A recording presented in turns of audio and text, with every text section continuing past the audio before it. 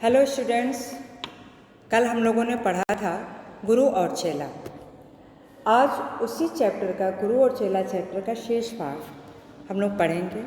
हमारे साथ साथ आप लोग भी पढ़ेंगे।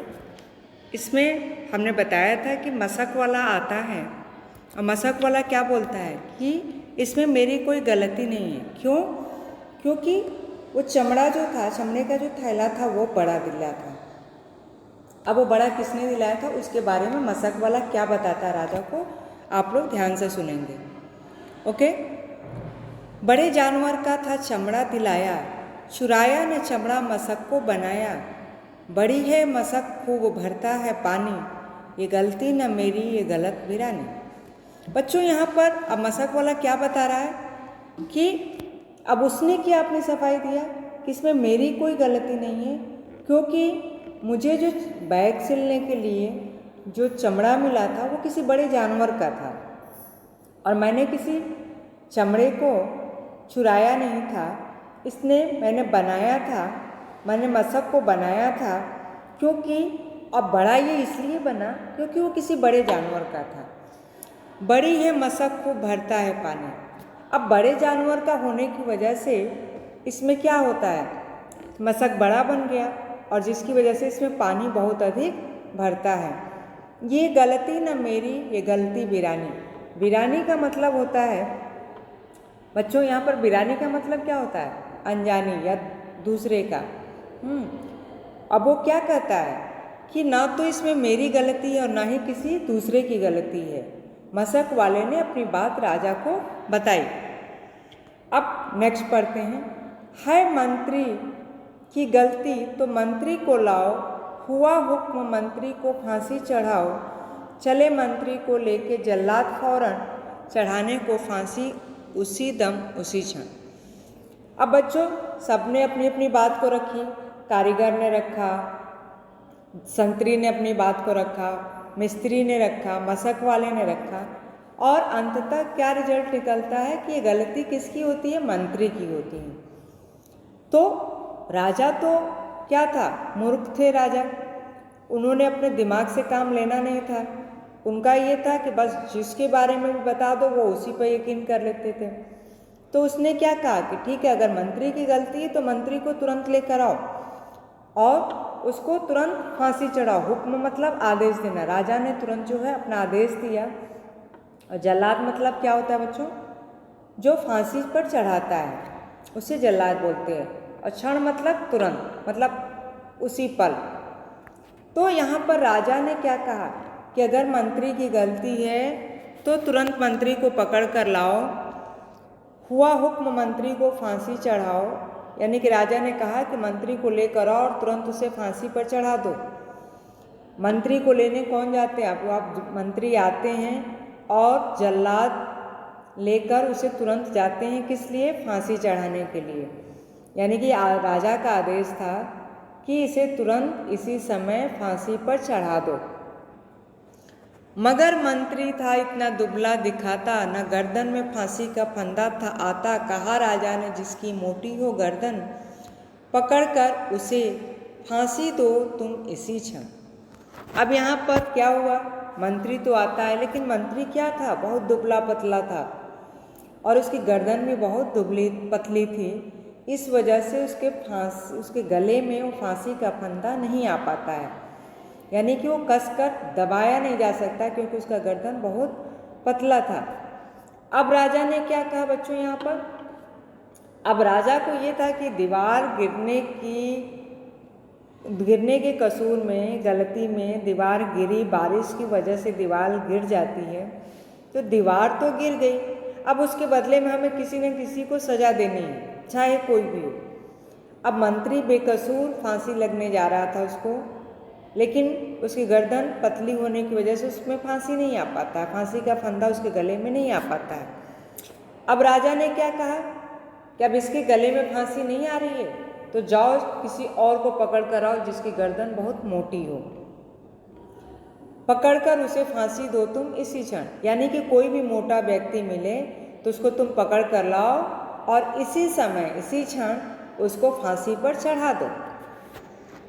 तो बच्चों अब क्या होता है, जो संतरी थे यानी जो दरबारी थे, जो उनके दरबान थे, वो सब किसको ढूंढने चलते हैं? जिसकी गर्दन मोटी हो, जो शरीर से स्वस्थ हो। चले संतरी ढूंढने मोटी गर्दन, मिला चेला खाता था हलवा दनादन। कहा संतरी ने चले आप फौरन, महाराज ने भेजा न्योता इसी क्षण। अब ये लोग क्या करते हैं? ये लोग निकलते हैं मोटे आदमी की तलाश में, और वहाँ पर देखा कि मंदिर की सीढ़ियों पर चेला जो है बैठकर दनादन हलवा, मतलब दनादन का मतलब क्या होता है बच्चों? जल्दी जल्दी। तो और न्योता मतलब क्या होता है? किसी को बुलावा देना। तो अब यहाँ पर क्या होता है कि चेला जो है बैठकर दनादन हलवा खा रहा था, जल्दी जल्दी हलवा खा रहा था। संतरी ने देखा कि ये आदमी बहुत मोटा है और उसकी गर्दन भी मोटी है, तो उन्होंने कहा कि आप तुरंत चलिए, महाराज ने आपको बुलाया है। बहुत मन में खुश हो चला आज, कहा आज न्योता छपूंगा अकेला। मगर आके पहुंचा तो देखा झमेला, वहां तो जुड़ा था अजब एक मेला। सबसे पहले आप यहाँ पर जान लीजिए, छपूंगा का मतलब क्या होता है? खूब छक कर खाना, जब मतलब डट कर। जब किसी को कोई दावत पे बुलाता है तो कहते हैं ना कि खूब जी भर कर खाना। तो अब यहाँ पर संतरी क्या सोचता है, अब यहाँ पर चेला क्या सोचता है कि अरे वाह, मुझे तो राजा ने बुलाया है, लग रहा है आज मुझे खाने पर बुलाया है और मैं चल करके खूब वहाँ पर खाऊंगा। मगर जब वहाँ पहुँचता है तो क्या देखता है? वहाँ पर एक अलग ही झमेला, मतलब एक अलग ही बवाल है। और वहाँ तो एक जुड़ा अजब एक मेला, यानी कि वहाँ पे जाने के बाद कहाँ वो ये सोच कर आया था कि अरे वाह, हमको राजा ने बुलाया है दावत के लिए। तो यहाँ तो एक अजब कहानी चल रही है और इस कहानी में एक अलग ही मेला लगा हुआ है, यानी कि देखने वालों का यहाँ पर झमेला लगा हुआ है। अब जो है चेला बहुत परेशान हो जाता है। या मोटी है गर्दन इसे तुम बढ़ाओ, कहा राजा ने इसको फांसी चढ़ाओ। कहा चेला ने कुछ खता तो बताओ, कहा राजा ने चुप न बकबक मचाओ। अब जैसे ही राजा ने देखा कि एक मोटा आदमी है, उसने तुरंत कहा कि इसे तुम लोग तुरंत फांसी पर चढ़ा दो। अब चेला बिल्कुल परेशान, उसने बोला कि पहले मेरी खता तो बताओ। खता मतलब क्या होता है बच्चों? गलती, किसी का कसूर। बकबक मीन्स बोलना, ज़्यादा बोलना। तो राजा ने क्या कहा कि यह आदमी जिसकी गर्दन मोटी है, इसे तुरंत तुम लोगों ने फांसी पर चढ़ा दो। तो चेले ने क्या कहा? अरे मेरी गलती तो बताओ, मेरा कसूर क्या है? राजा ने क्या कहा? चुप रहो, तुम बकबक मत करो, तुम्हें बस फांसी पर चढ़ना है तो चढ़ना है। मगर बच्चों, चेला भी कोई बेवकूफ़ नहीं था, वो बुद्धू नहीं था। मगर था ना बुद्धू, था चालाक चेला, मचाया बड़ा ही वहीं पर झमेला। कहा पहले गुरुजी के दर्शन कराओ, मुझे बाद में चाहे फांसी चढ़ाओ।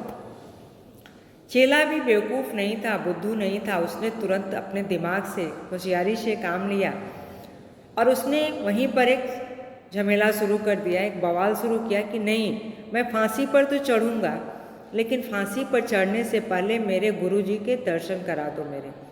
मेरे गुरुजी को बुलाओ, मैं उनके दर्शन करूँगा, तभी मैं आगे फांसी पर चढ़ूँगा। गुरुजी बुलाए गए झट वहाँ पर, कि रोता था चेला खड़ा था जहाँ पर। गुरुजी ने चेले को आकर बुलाया, तुरंत कान में मंत्र कुछ गुनगुनाए। अब यहाँ पर क्या होता है बच्चों? राजा के आदेश से गुरुजी आते हैं और गुरुजी आया और देखा कि उनका चेला जो खड़ा था जहाँ पर, वहाँ पर वो रो रहा था। और तुरंत मंत्र मतलब कोई किसी भी बात को धीरे धीरे बुदबुदाना, कान में उनके कुछ गुनगुनाया। तो यहाँ पर गुरुजी तुरंत क्या करते हैं? रोते हुए चेले के पास जाते हैं, उसे अपने पास बुलाते हैं और कान में कुछ धीरे से बुदबुदाते हैं। लेकिन राजा को क्या बताते हैं कि मैं इसके कान में कुछ मंत्र पढ़ रहा हूँ। और जैसे ही गुरुजी ने अपने चेले के कान में कुछ बुदबुदाया, उसके बाद का आगे का सीन क्या होता है बच्चों, ये देखो। झगड़ने लगे फिर गुरु और चेला, मचा उसमें धक्का, बड़ा रेला पेला। गुरु ने कहा फांसी पर मैं चढ़ूंगा, कहा चेले ने फांसी पर मैं मरूंगा।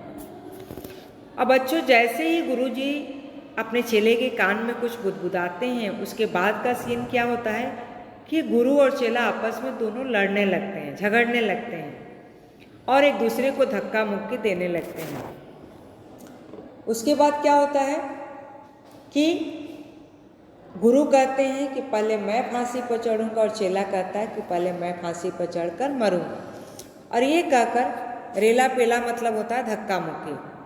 ठीक है, यहाँ पर रेला पेला का मतलब होता है धक्का मुक्की। दोनों आपस में एक दूसरे को धक्का मुक्की देने लगते हैं, झगड़ने लगते हैं और दोनों ये कहते हैं कि गुरु कहते हैं कि मैं फांसी पर चढ़ूंगा और चेला कहते हैं कि मैं फांसी पर चढ़ूंगा। हटाए न हटते अड़े ऐसे दोनों, छुटाए न छुटते लड़े ऐसे दोनों। बढ़े राजा फौरन कहा बात क्या है, गुरु ने बताया करामात क्या है। अब बच्चों, यहाँ पर क्या होता है, जब दोनों जितने दरबार संतरी जो होते हैं सब एक दूसरे को, इन दोनों को छुड़ाने की कोशिश करते हैं, लेकिन दोनों आपस में ऐसे पकड़े हुए होते हैं कि कोई छुड़ा नहीं पाता है। न गुरु चेला को छोड़ते हैं और न चेला गुरु को छोड़ते हैं।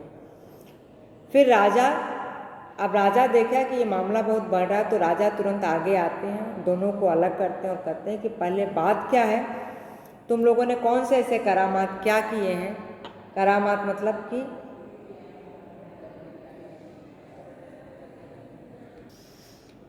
राजा तुरंत क्या करते हैं बच्चों, राजा तुरंत जाते हैं, दोनों को अलग करते हैं और बोलते हैं कि तुम लोगों ने ऐसा क्या गुल खिलाया, ऐसा कौन सा करामात किया है, किस वजह से तुम लोग जो है आपस में इतना लड़ रहे हो, मुझे भी तो बताओ कि मैटर क्या है, मामला क्या है। अब बच्चों, यहाँ पर गुरु और चेला ने जो कहानी गढ़ी थी उसके बारे में अब आगे आप सुनिए। चढ़ेगा जो फांसी मुहूर्त है ऐसी, न ऐसी मुहूर्त बनी बढ़िया जैसी। वह राजा नहीं चक्रवर्ती बनेगा, यह संसार का छत्र उस पर तनेगा। बच्चों, यहाँ पर पहले आपको मैं मीनिंग बता दूँ। मुहूर्त मतलब मुहूर्त, कहते हैं ना कि ये बहुत शुभ घड़ी है, इस शुभ घड़ी में, इस शुभ मुहूर्त में कोई भी काम करना तो मुहूर्त होता है। चक्रवर्ती मतलब सम्राट बनना मतलब, और वह संसार का छत्र उस पर तनेगा, यानी कि वो पूरे संसार का चक्रवर्ती राजा बनेगा। तो बच्चों, यहाँ पर क्या होता है कि राजा ने क्या कहा, राजा ने कहा कि ऐसी कौन सी तुम लोगों ने करामात की, ऐसा कौन सा मैटर हो गया जिसकी वजह से तुम दोनों फांसी पर चढ़ने के लिए आपस में लड़ रहे हो। तो गुरु ने क्या कहा, गुरु ने बोला कि महाराज ये ऐसा शुभ मुहूर्त है कि इस शुभ मुहूर्त के जैसे न कभी कोई मुहूर्त निकला था और न कभी निकलेगा। यानी कि इस शुभ मुहूर्त में जो फांसी पर चढ़ेगा या जो मरेगा वो पूरे संसार का चक्रवर्ती राजा बनेगा। तो यानी कि मरने के बाद जो जन्म लेगा वो उस पूरे संसार का चक्रवर्ती राजा बनेगा। कहा राजा ने बात सचगर यही, गुरु का कथन झूठ होता नहीं। कहा राजा ने फांसी पर मैं चढ़ूंगा, इसी दम फांसी पर मैं ही टंगूंगा। अब गर मतलब यदि होता है बच्चों, ठीक है। तो राजा ने क्या कहा कि यदि ये बात सही है, सच है, और सच होना ही है, क्योंकि कभी गुरु जो होते हैं, कथन मतलब कोई भी बात को कहना, वाक्य को कहना या किसी बात को कहना। तो राजा ने यही कहा कि अगर यह बात सच है, सच तो है ही, क्योंकि कभी गुरु झूठ नहीं बोलते, तो अगर ये बात सत्य है तो सबसे पहले फांसी पर मैं चढ़ूंगा और इसी क्षण मैं ही फांसी पर टंगूंगा। यानी कि बच्चों, अब इससे आप अंदाज़ा लगा सकते हो कि वो राजा कितना बड़ा बेवकूफ़ था। उसने दूसरों को फांसी चढ़ाते चढ़ाते खुद फांसी पर चढ़ने के लिए वो तैयार हो गया। चढ़ा फांसी राजा, बजा खूब बाजा, प्रजा खुश हुई जब मरा मूर्ख राजा। बजा खूब घर घर बधाई का बाजा, थी अंधेर नगरी था अनभुज राजा। और बच्चों, जैसे ही राजा फांसी पर चढ़ा, उस पूरे नगर में, पूरे राज्य में खुशी की लहर दौड़ गई। और उसके मरने के बाद, उस राजा के मरने के बाद पूरे राज्य में गाजा बाजा बजने लगा, ढोल नगारे बजने लगे, घर घर में बधाइयाँ बजने लगीं। क्यों? क्योंकि वह उस देश का अनबुझ मूर्ख राजा था और उसकी वजह से वहाँ के लोग भी बेवकूफ़ बनते थे। तो उस मूर्ख राजा के मरने पर पूरे राज्य में बधाइयाँ बजने लगीं, खुशी की लहर दौड़ गई।